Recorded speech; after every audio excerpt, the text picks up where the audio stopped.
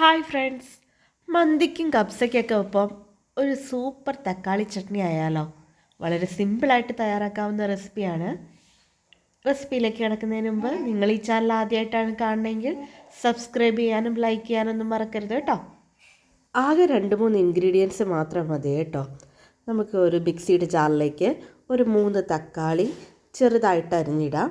അതിലേക്ക് 2 വലിയ വെളുത്തുള്ളി അതും കട്ട് ചെയ്തിടാം കേട്ടോ. ഒരു പച്ചമുളക്, നല്ല എരിവുള്ള ടൈപ്പാണ്, അതുകൊണ്ട് ഒരു പച്ചമുളക് എടുത്തിട്ടുള്ളൂ. ഇനി പുളിക്ക് ആവശ്യമായിട്ടുള്ള നാരങ്ങ. ഈ തക്കാളിക്ക് അധികം പുളിയില്ല, അതുകൊണ്ട് ഞാൻ ഒരു നാരങ്ങ ഫുള്ള് ചേർത്തിട്ടുണ്ട് കേട്ടോ. കുരു കളഞ്ഞിട്ട് നന്നായിട്ട് പിഴിഞ്ഞ് ചേർക്കുക, ഒരു നാരങ്ങ ഫുള്ള്. ഇനിയും പുളി വേണമെന്ന് ഇഷ്ടമുള്ളവരാണെങ്കിൽ വിനാഗിരിയും ഓപ്ഷണലായിട്ട് ചേർക്കാവുന്നതാണ്. അപ്പം ഞാൻ ഒരു നാരങ്ങ ഫുൾ എടുത്തിട്ടുണ്ട്. ഇനി ഉപ്പ് ചേർക്കാം, ആവശ്യത്തിന് ഉപ്പ്. ഒരുപാട് ഉപ്പ് കയറി നിൽക്കണ്ട, ആവശ്യത്തിന് ഉപ്പ് ചേർക്കുക.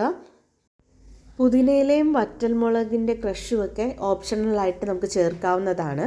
ഞാനത് ചേർത്തിട്ടില്ല. പുതിനയുടെ ഫ്ലേവർ ഇഷ്ടമുള്ളവർക്ക് അത് ചേർക്കാം കേട്ടോ, അതും നല്ല ടേസ്റ്റാണ്. ഇവിടെ പിള്ളേർക്കത് ഇഷ്ടമില്ല. പിന്നെ നമുക്കൊരു വലിയ ഉള്ളി അല്ലെങ്കിൽ ഒരു ചെറിയൊരു കഷ്ണം സവാള ചേർക്കാം. ഞാൻ ചെറിയൊരു പീസ് സവാളയാണ് ചേർത്തിരിക്കുന്നത്.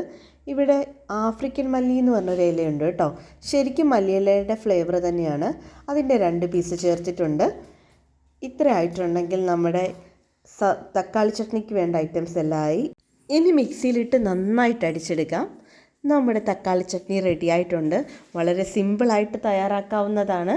നിങ്ങളെല്ലാവരും ട്രൈ ചെയ്ത് നോക്കുമെന്ന് പ്രതീക്ഷിക്കുന്നു. മറ്റൊരു വീഡിയോ ആയിട്ട് വീണ്ടും കാണാം. അതുവരേക്കും ബൈ.